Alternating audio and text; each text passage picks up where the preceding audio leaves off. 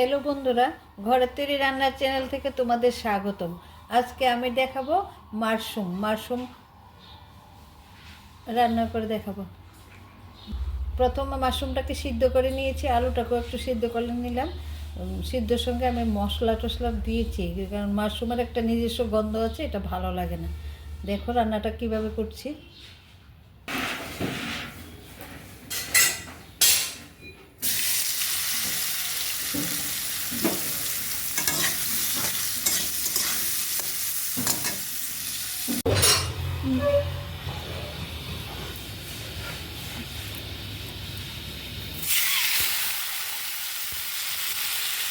আমি আলুটা ভেজে নিয়েছি, এখন মাশরুমটাকে একটু সাজিয়ে নিচ্ছি। ভালো করে সাজলাতে গন্ধটা যায় না।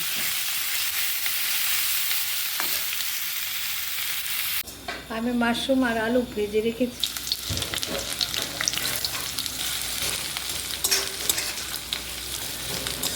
লালচে হয়েছে, এখন আমি সব মশলা দিয়ে দেবো। রসুন বাটা, জিরা বাটা, ধনে বাটা সব দিয়ে দিচ্ছি, আদা বাটা। মশলা একটু বেশি থেকে হয়েছে মশলা।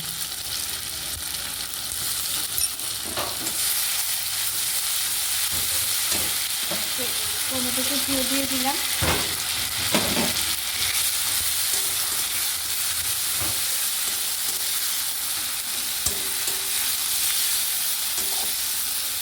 এখন আমি মাশরুমটা দিয়ে দিচ্ছি, ভালো করে মশলাটা কষিয়ে নিলাম।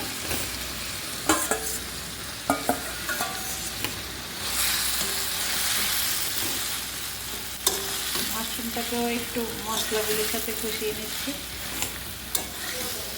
মাশরুমটা কমপ্লিট হয়ে গেছে রান্নাটা, তোমরা দেখতে পাচ্ছ কত সুন্দর হয়েছে কালারটা।